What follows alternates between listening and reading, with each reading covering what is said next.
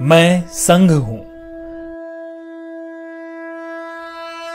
आज मैंने 96 वर्ष का सफर तय कर लिया है और 97 वर्ष में प्रवेश कर रहा हूं। वर्ष 2025 को मैं 100 वर्ष का हो जाऊंगा। वर्ष 1925 में विजयादशमी के दिन नागपुर में डॉक्टर केशव राव बलिराम हेडगेवार जी ने मुझे संघ रूपी जिस बीज के रूप में रोपा था, तब किसी ने भी नहीं सोचा होगा कि मैं एक वट वृक्ष बन जाऊंगा। आज इस वट वृक्ष की कई शाखाएं राष्ट्र निर्माण कार्य में लगी हुई हैं। संघ के प्रथम सरसंघ चालक हेडगेवार जी ने अपने घर पर 17 लोगों के साथ गोष्ठी में मेरे गठन की योजना बनाई थी। इस बैठक में हेडगेवार जी के साथ विश्वनाथ केलकर, भावजी कावरे, अण्णा साहने, बालाजी हुद्दार, बापूराव भेदी आदि लोग मौजूद थे। मेरा क्या नाम होगा, क्या कार्य होंगे, सब कुछ समय के साथ धीरे धीरे तय होता गया। उस वक्त हिंदुओं को सिर्फ संगठित करने का विचार था। यहां तक कि संघ का नामकरण राष्ट्रीय स्वयं सेवक संघ भी 17 अप्रैल 1926 को तय हुआ।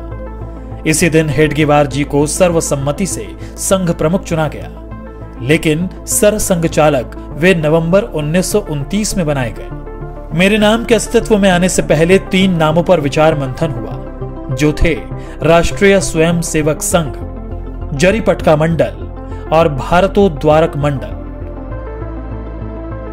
जिसके लिए बाकायदा वोटिंग भी हुई। नाम विचार के लिए बैठक में मौजूद 26 सदस्यों में से 20 सदस्यों ने राष्ट्रीय स्वयं सेवक संघ को अपना मत दिया, जिसके बाद मैं यानी आरएसएस अस्तित्व में आया। पिछले कई दशकों से लगातार देश के कोने कोने में संघ की शाखाएं लग रही हैं। हेडगेवार जी ने व्यायामशालाएं और अखाड़ों के माध्यम से संघ कार्य को आगे बढ़ाया था। स्वस्थ और अनुशासित स्वयं सेवक होना उनकी कल्पना में था। 96 वर्ष के सफर में आज मेरे 80 से ज्यादा समविचारी और अनुषांगिक संगठन हैं। दुनिया के करीब 40 देशों में मैं सक्रिय हूं। पर मेरा यह सफर इतना भी आसान नहीं था। कई ऐसे मौके आए जब मुझ पर आरोप प्रत्यारोप भी लगे और यहां तक प्रतिबंध भी लगा दिया गया। इस दौरान स्वयं सेवकों के साथ दुर्व्यवहार भी हुआ, लेकिन हम स्पष्ट थे क्योंकि हमारा लक्ष्य स्पष्ट था। हम सम और विषम परिस्थितियों में एक समान बढ़ते रहे क्योंकि लक्ष्य बड़ा था।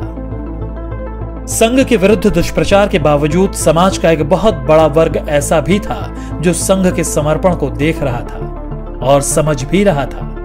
यही कारण था कि जिस परिवार को संघ के स्वयं सेवकों की मदद किसी न किसी रूप में मिली, वह सदैव के लिए संघ का हो गया। मैं तो अपने कार्य पथ पर अपने स्थापना के साथ ही निरंतर चलता रहा। आजादी मिली, लेकिन विभाजन की विभीषिका के रूप में दर्द भी मिला।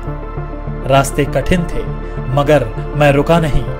अपने राष्ट्र और सनातन सुरक्षा के लिए मैंने तब भी 3000 कैंप्स लगाए और अपने बंधु भगिनियों के साथ चला।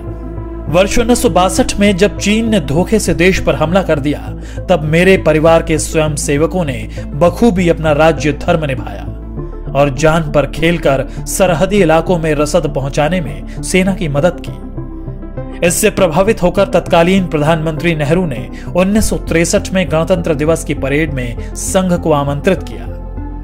स्वयं सेवकों ने उस गणतंत्र दिवस की परेड में पूर्ण गणवेश के साथ भाग लिया और अपनी सादगी सात्विकता से सबको अवगत कराया था।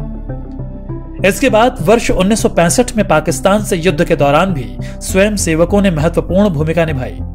तमाम विरोध और सभी कठिनाइयों के साथ संघ अपने पथ पर निरंतर आगे बढ़ता रहा। आपदा हो या युद्ध, मेरा संकल्प भारत समर्पित। कभी 25 स्वयं सेवकों से शुरू हुआ संघ आज विशाल संगठन के रूप में स्थापित है। बिना स्वार्थ, तन मन धन से दिन रात राष्ट्र सेवा, मानव सेवा में स्वयं सेवक जुटे हुए हैं।